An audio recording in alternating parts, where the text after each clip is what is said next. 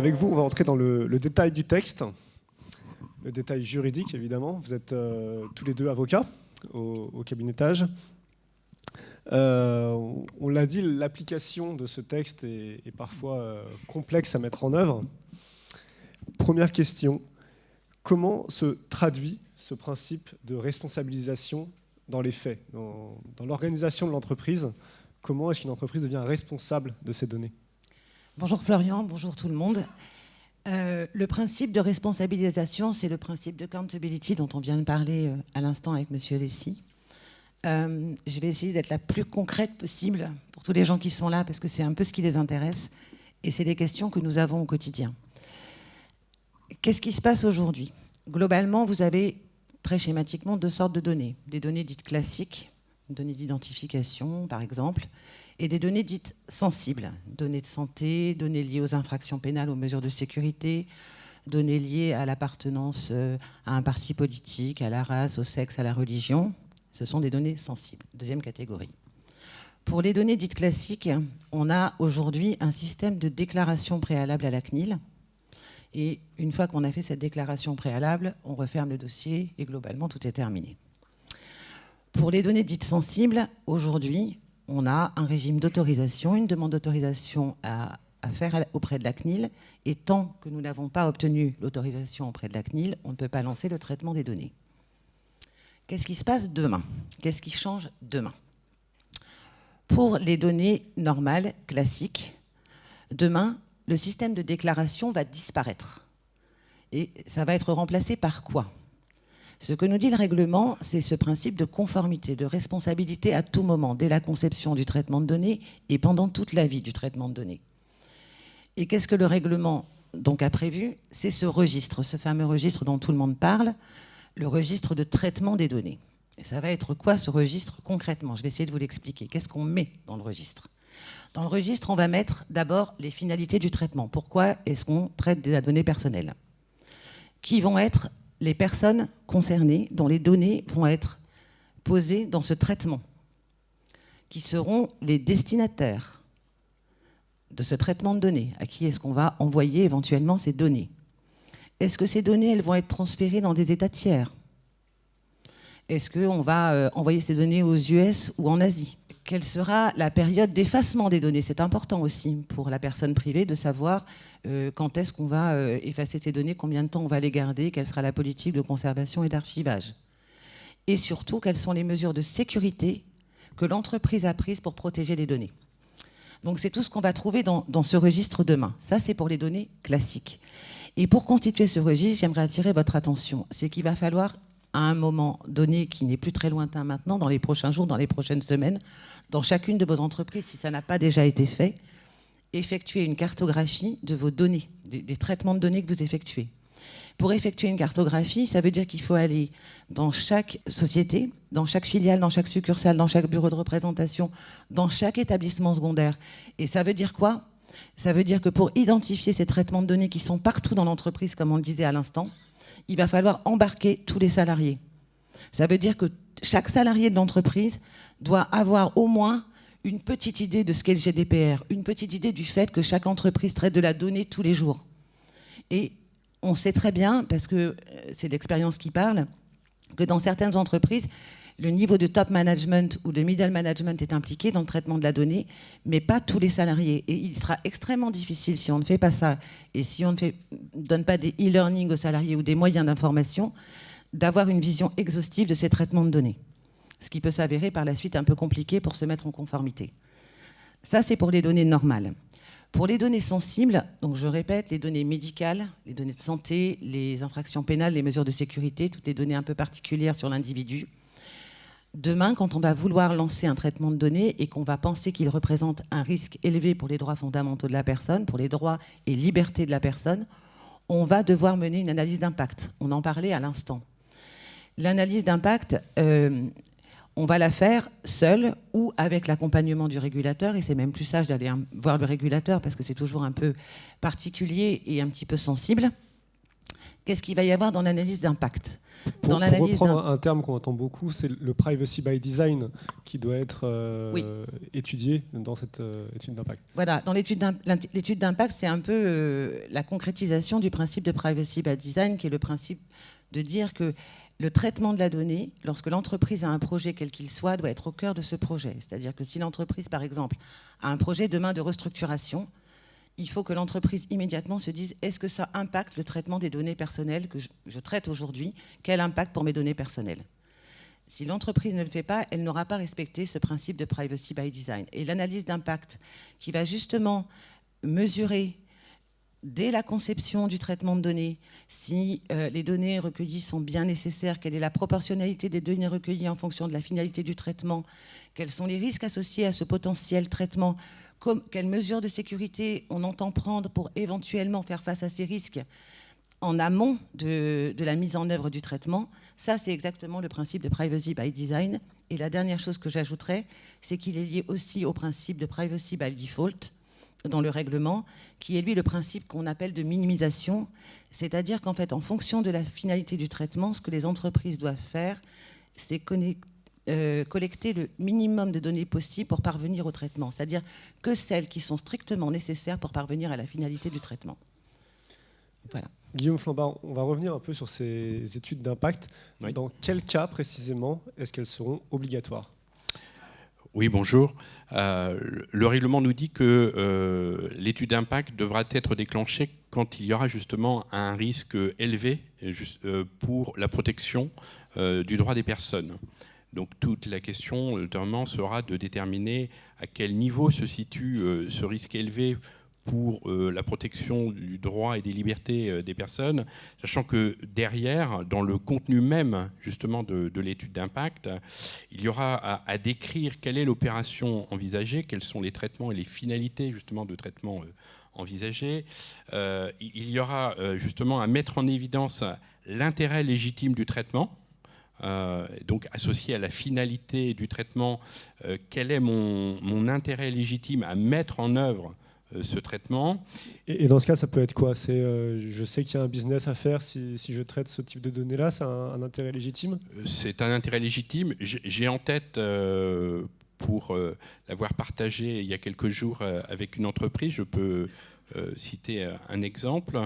Je suis fabricant d'appareils liés à la domotique. Je m'intéresse à la géolocalisation. On a parlé de géolocalisation. Et donc, tout à chacun, demain matin, pourra quitter son domicile et les appareils connectés permettront de mettre en veille, entre guillemets, votre domicile. Donc, le chauffage, par exemple, de votre habitation diminuera. Il y aura pour vous peut-être un gain justement sur la consommation d'énergie, etc., etc. De manière automatique, les appareils connectés de votre maison détectent votre éloignement et détectent aussi le fait qu'en fin de journée, vous revenez vers votre habitation et il vous suit dans votre parcours et il sait, on va dire, remettre les appareils en marche au fur et à mesure de votre rapprochement de votre lieu d'habitation. Est-ce que cette géolocalisation de tous les particuliers représente un intérêt légitime? Est-ce qu'il y a dans la mise en œuvre de ce nouveau traitement un intérêt pour l'entreprise, pour le particulier? Quelle est justement la proportionnalité qu'il faudra opérer entre la collecte de données liées à ces nouveaux appareils et la protection du droit des personnes? Je n'aurai certainement pas le droit d'aller vérifier, surveiller tous vos faits et agissements dans la journée, quel que soit justement votre lieu de travail. En revanche, on peut imaginer peut-être qu'à une certaine distance, lorsque vous allez vous rapprocher de votre habitation, vous pourrez effectivement déclencher automatiquement, et je pourrai collecter les données liées à ce rapprochement pour pouvoir mettre en œuvre ces nouveaux appareils liés à la domotique. Voilà. Dans ce cas comme dans un autre, que pourra répondre la CNIL quand elle recevra ces études d'impact? C'est oui, non, c'est revenez travailler?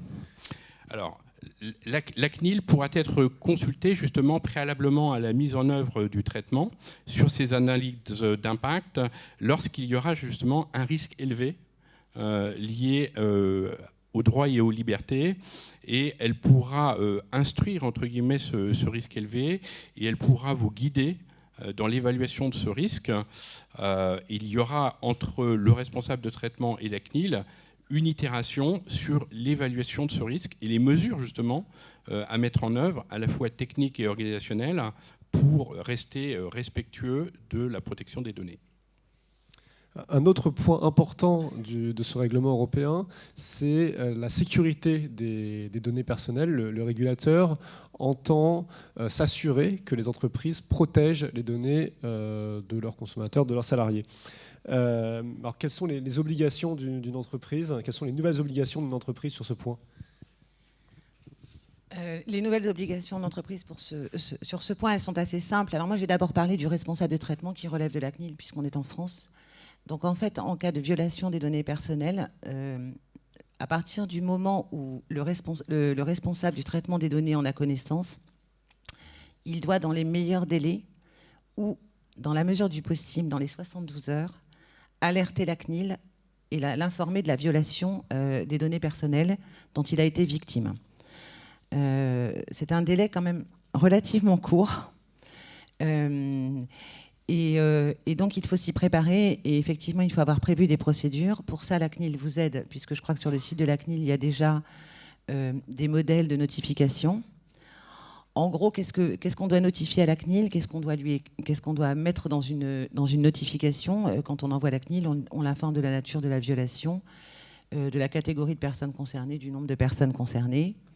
On va lui dire également quelles mesures on a commencé à prendre ou quelles mesures on envisage de prendre, et puis quelles sont les conséquences probables de la violation des données. Et puis il y a le deuxième volet, c'est que dans le cas où, en plus, ça porterait atteinte aux droits et libertés des personnes, donc encore une fois aux droits fondamentaux des personnes privées dont les données sont traitées, on va devoir informer chacune de ces personnes dans les meilleurs délais également. Et donc, ça peut représenter un travail colossal si, en fait, les données qui ont été violées s'adressent à plusieurs milliers de personnes ou plusieurs millions de personnes, ce qui est parfois le cas dans certains fichiers. Donc, cette obligation, elle est quand même assez importante. C'est une procédure qu'il faut préparer à l'avance. On ne peut pas se retrouver avec une violation et devoir inventer la procédure dans les 72 heures qui vont suivre. Donc ça sera un des volets importants de la mise en conformité qui sera à traiter dans les semaines ou les mois qui viennent par les entreprises. Alors, le règlement européen impose une volonté de moyens plus que de résultats. Et comment est-ce que le régulateur, et comment est-ce que vous, avocat, vous pourrez justifier auprès du régulateur que tous les moyens ont bien été mis en œuvre si un problème lié aux données personnelles survient? Il appartiendra sur justement la notification de ces failles de sécurité, d'abord et principalement aux responsables de traitement, de mettre en évidence l'existence de ces moyens, de ces ressources, de la disponibilité de ces moyens et de ces ressources pour mettre en œuvre justement toutes les mesures liées à la remédiation de ces failles de sécurité.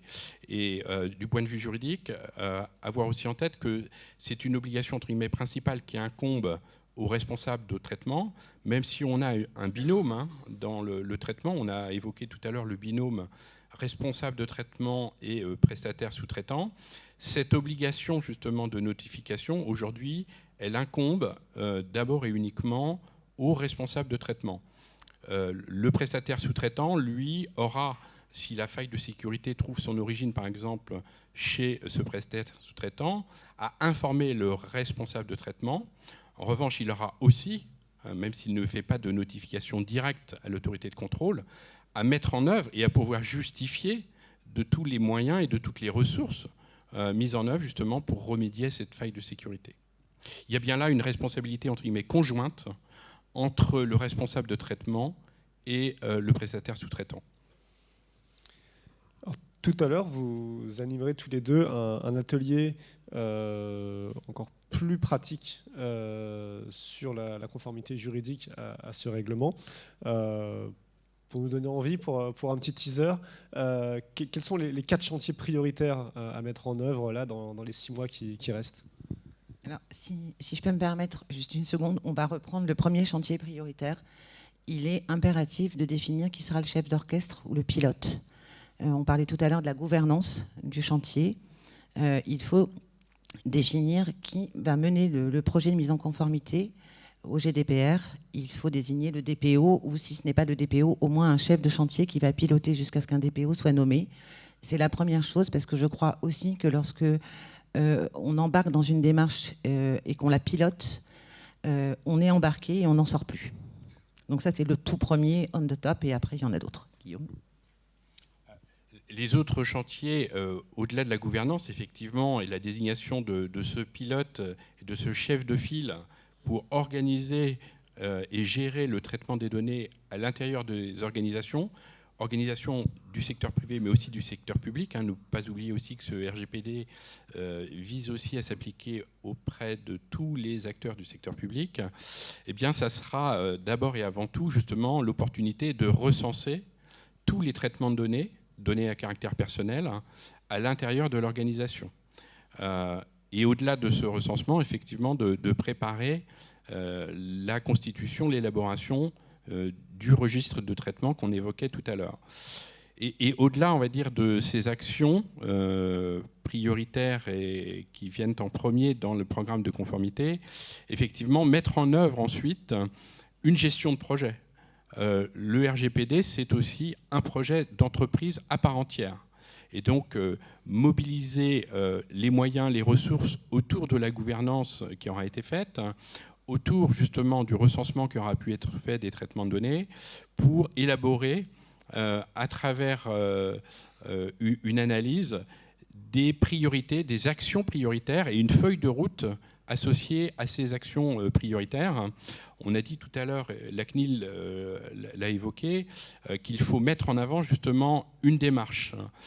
C'est une attitude aussi qu'il faudra pouvoir justement avoir, c'est se dire qu'au 25 mai, j'ai au moins pris l'initiative de me mettre en conformité et déjà enclencher des actions de mise en conformité, même si ma feuille de route, justement, prévoit des étapes, des jalons au-delà du 25 mai 2018.